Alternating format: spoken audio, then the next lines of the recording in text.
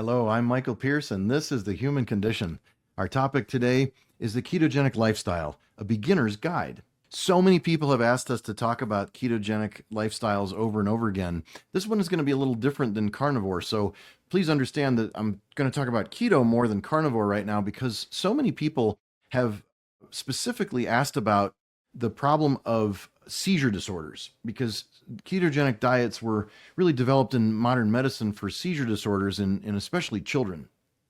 So, for our purposes today, we're going to go over all the different kinds of keto twists that happen and what makes them successful and unsuccessful, and how to get through that initial phase of getting on a keto diet and allowing for a transition that's healthy and fun. When a person thinks about nudging is a good idea because you start with a particular diet and that diet's not working for you probably. And if it's not working, getting to a diet that works may involve some transition. So that means taking little steps.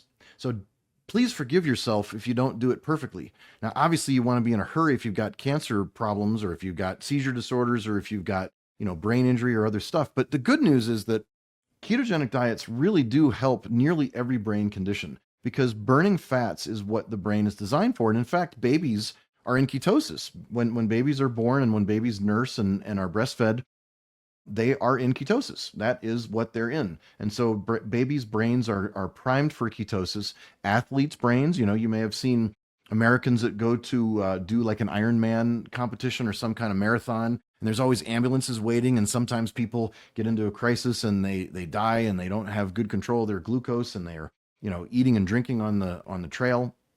And then, somebody comes along in ketosis and they can run for 3 days straight without sleeping or eating, and they can just run circles around people.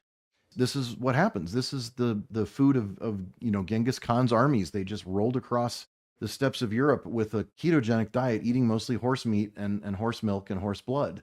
Not to say that that's how you want to live, but it worked for them and it made them really, really powerful warriors.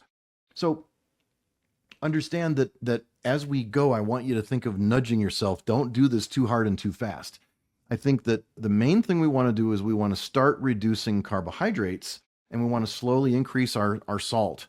It's fairly good to take a salt that is really a full spectrum salt, a salt that is like a sea salt or a Dead Sea salt or some kind of a salt that has lots of trace minerals in it, like 60 or 70 trace minerals. There are many kinds out there. You want to start with something like a Redmond salt or a Himalayan salt, although those are a little more toxic. There are different French Celtic sea salts and many other salts are available. I like to rotate my salts because I think that gives the best results. And my patients say the same thing. And there's actually some studies that show that rotating salts really gives you a better profile of all the different trace minerals that are in there. Those are really important for metabolism. Trace minerals make animals live longer, sometimes can double or triple lifespan in rats and other small animals. So there's lots of really good news about that.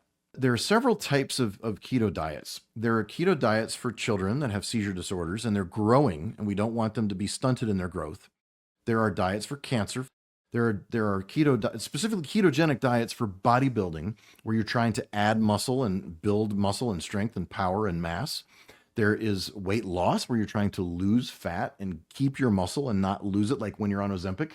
When you're on Ozempic, you lose as much fat or more than as muscle as you do fat or more, which is really a problem. If you're losing your lean muscle mass and you're digesting your muscles and then your organs as you lose fat, that's terrible. So we really don't want to be on these GLP-1 drugs unless there's some life-threatening illness. And even then, there's dietary ways to do it. I think that it's vital that we talk about seizure disorders because, again, seizure disorders and ketogenic diets are some of the most studied diets in human history. They work really well and they're very safe. However, there are some effectiveness studies that were really kind of scuttled intentionally by some researchers in the past where they gave kids a dirty keto diet that was full of toxins or full of omega-6 rancid seed oils. They also gave them fat profiles that weren't as good. They gave them processed foods that were full of artificial colors, flavors, and preservatives. In fact, if you give someone an artificial sweetener that has no calories, you'll still raise their insulin. And that's a disaster for a person that's trying to be on a keto diet. So you can't give someone a sweetener that has no calories, because even though you're not adding any sugar, you're triggering insulin. So these are many ways that you can scuttle or screw up or sabotage or spike a keto diet study and make the results come out unfavorable. You have this argument where you say, well, that diet doesn't really work. I've sabotaged it and it doesn't work, and it's ineffective, and you should just take these drugs. I mean, certainly when children have seizure disorders, we use Keppra, we use other drugs. There are lots of anti-seizure choices, not too many, but there's anti-seizure medication. And in fact, in the world of neurofeedback, we identify focal epileptiform discharges, which are little sparky actions that happen episodically in the brain, and they often don't qualify as a epileptiform disorder or epilepsy or seizure disorder, but they're epileptiform discharges. So they're kind of like pre-diabetes or pre-thyroid or pre-Hashimoto's. They're not really qualifying as the diagnosis. And a neurologist who reads that EEG is not going to diagnose them with a seizure disorder or epilepsy or even medicate them. However, we know that these kids very often do well. Their behavior gets better, their ADHD gets better, their autism gets better, their other types of performance in school gets better if they have those brain waves that are sparky in their EEG and they don't qualify for seizure disorder. They can often take a low dose seizure drug and they do quite well. That's called pharmaco-EEG. That's one of the many kinds of uses of electroencephalograph to figure out what kind of drugs a person should use and what kind of drugs they shouldn't use, because there are certain brain waves that will show you, man, you really don't want to use this drug because it'll make that brainwave worse. And so it'd be really nice if doctors and psychiatrists could look a little more at mental health drugs and EEG and what's called pharmaco-EEG. So with that said, it's really important for you to consider the fact that you're going to be using blood. Urine ketones are not really accurate after the first day, so don't use urine to measure your ketones. A lot of people come to me and they say, I was on a ketogenic diet for years and it didn't work. And I say, well, were you measuring your ketones? And they say, no, I was just on the diet. Well, you don't know what's wrong and if it's working and what's happening if you don't measure your ketones. So I'm not against continuous glucose monitors where you stick them under your arm or on your belly or on your back or something. I think continuous glucose monitors can be very useful, but it's not about glucose. It's more about ketones. And so you need a glucose monitor. You need to poke your skin. You need to poke your hands or your feet, depending on how diabetic you are. You need to be careful about wounds, but you need to consider, poking the sides of fingers and toes, not the pads, and alternating different sites of poking. And of course, a diet that has more collagen is going to help you heal those better. You'll also notice that you need less vitamin C the more animal-based your diet is. The more keto and carnivore you are, the less vitamin C your body tends to need. It turns out that scurvy and vitamin C is really required, in people that are really high plant-based diets, even though they get vitamin C from citrus fruits and other types of things. It turns out that part of the oxidative stress chemistry of scurvy and the need for vitamin C is really ameliorated by getting rid of carbs. And Paul Saladino talks about that on his channel quite a bit, and he's got a really good explanation for that. Goes into the biochemistry of that, and others do too, but I don't have time for that here today. Please also notice that one of the things that can throw us into out of ketosis and into insulin and sugar dominance is really any stressor. So if you've got sleep apnea, if you've got a dust or mold allergy, if you've got a mold exposure, black mold, if you've got a heavy metal toxicity shown in your hair, chronic heavy metals show up in your hair, not your blood. Acute shows up in your blood, but chronic shows up in your hair. If you've got exposed to toxic chemicals, volatile organic compounds, paint thinners, if you've been exposed to EMFs, electromagnetic fields, or you've got a lot of blue light exposure. Right now in my studio, I'm getting blasted by blue light, but it's only for 15 minutes while I talk to you. When I'm talking to people and having my own studies, I'm in a red light environment. If I'm indoors, I'm not using blue lights. I'm not letting myself get blasted by that because Jack Cruz and Alexis Cowan and a bunch of others like Max Ghislaine, all these people talk about the light spectrum of what happens with screens and computers and your phones and your computers and your tablets. You really need to go through and do a house hygiene of going through all your light bulbs and going through all your screens and turning your screens down to a red zone, a night light where your screens are on more of a reddish tint and less of a blue tint. And you can even get more powerful apps that are more powerful than that really block the blue light. You can also get glasses that are orange or yellow colored or red colored that tend to block out blue. They're blue blockers. Now, I want you to understand that blue light is not just bad for you from the sun, because the sun is full of blue light, but the sun is also full of a tremendous amount of red and infrared energy and ultraviolet, which is not bad for you. Ultraviolet is really good for you, and it's really important to get some, and you can get too much, certainly, yes. There is a need sometimes for some sunglasses and some sunscreen, although I'm really concerned about the oxybenzone sunscreens and cancerous sunscreens that we slather all over our skins, which not only blocks the ultraviolet rays, which we need, and which contribute to melanoma, not having UV light. Yes, I said that. Not just the having of UV, but the not having of UV, as well as not priming our mitochondria with red light and with cold exposure and with other types of things like altitude. There's a bunch of things we can do to prime our mitochondria inside our cells to be able to use red light and provide energy, and to be able to allow our bodies and our melanocytes to absorb efficiently ultraviolet light, so that you can go out in the sun in Minnesota in an overcast day for 15 minutes and get enough UV light, because you primed your mitochondria with hours of red light and hours of a short cold exposure and hours of red light in your house. But you didn't blast yourself with blue light. In fact, most of our screens and light bulbs are dominated by the blue light spectrum and don't have UV and don't have red light spectrum in them. And that's by design, because they're trying to save energy. They want to try to save energy and fix a perceived global warming problem that they think, perhaps changing the light bulbs is going to fix the environment, but it will poison all the humans and all the pets, because they'll get cancers and they'll get metabolic problems and problems with the cascade of enkephalins and hormones that are made by ultraviolet light in the body and through the eyes and through the skin, if they don't get enough ultraviolet light and enough red light. And so, in fact, there are even studies recently that show when people are exposed to blue light, it triggers diabetes. It triggers diabetes. Blue light triggers diabetes by messing with these mitochondria and these pathways called POMC pathways. And so you need to consider that. When a person is doing these ketones, they're going to be measuring their ketones probably in the morning and probably in the evening. You might do it 2 or 3 times a day. Realize that the keto lifestyle is going to probably involve using 2 or 3 lancets a day to poke your skin, and probably using 2 or 3 strips, which are the strips that go in the machine to detect your ketones. That's about $1 each. So that's about $6 a day or $4 a day. And the ketone meter is about $20. And they last forever, but you got to keep buying, lancets, and you got to keep buying the strips that your blood goes on that go inside the machine. You can integrate this with the continuous glucose monitor. That works really well. Many people do that have prediabetes or diabetes. Also, athletes do it when they're trying to figure out their ideal diet, because there is no perfect diet for everyone.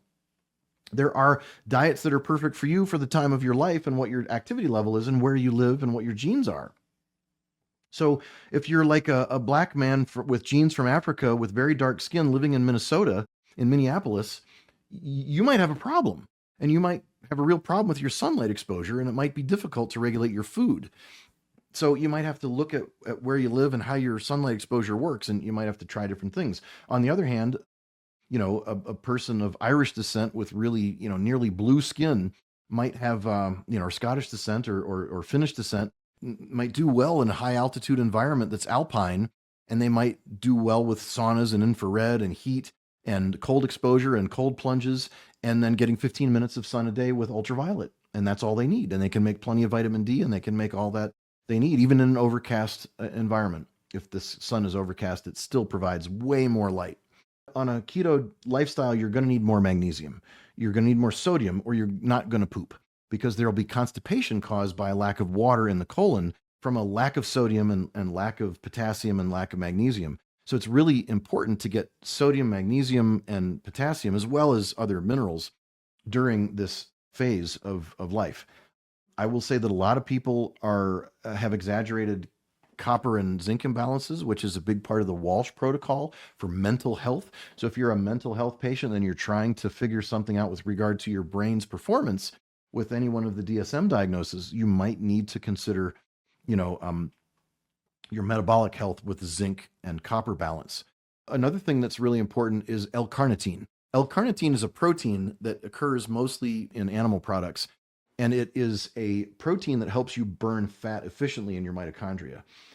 And so, in your cells that go to your mitochondria. So that fat burning, that ketosis and ketone burning creates energy, and it's highly efficient, and you feel really good when you get there. But it can take a long time to get there if you're not used to it. And it can take your pancreas a while to learn how to make insulin properly and how to make ketones and how to balance the difference between, being sugar dominant for burning versus ketone and fat dominant for burning, and versus being metabolically flexible, which means you can go back and forth between both.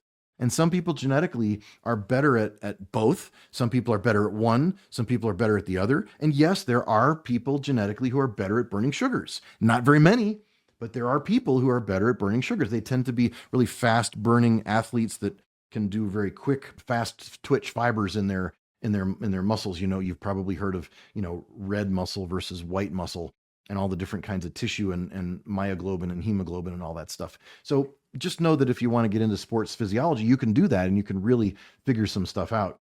L-carnitine will help you burn those fats and make it more efficient. It's also useful to help with your bile. Bile is supported by taking some kind of ox bile supplement, by taking some kind of lecithin, animal lecithin like egg lecithin, or some people take sunflower lecithin or soy lecithin if it's non-GMO. I don't really love the processing of those, but if that's your only choice, it worked for me when I was in college, and I used it, and it really helped my brain. I did a lot of lecithin in college and brewer's yeast when I was going through college because I wanted my brain to work for finals, and it worked really well. Almost all keto diets are going to be confined to 25 grams of carbs a day, even in children, even in adults. Some people will do carb days once a week or once a month. You don't have to, but you can. There are people that might say that they need to go slowly from a lot of carbs to 100 grams and then spend a few weeks there and then go to 50 grams and then slowly go to 25 grams. The only way you're going to know if you're in ketosis is to measure your blood a couple times a day. And most people, in my experience, and I've helped thousands of people over the last 30 years do this, and doctors, it only takes about 2 weeks of doing this every day. And in 2 weeks, you got it down. So watch out for dirty keto, watch out for seed oils, look for low carb down under, look for the keto sites. There's a whole load of keto lifestyle living. And there's even a keto laboratory that's looking at ketone treatments at Stanford. It's a ketone approach to mental health, and it's extremely important. I believe it's Dr. Shabani Sethi is doing that. She's doing that in Stanford.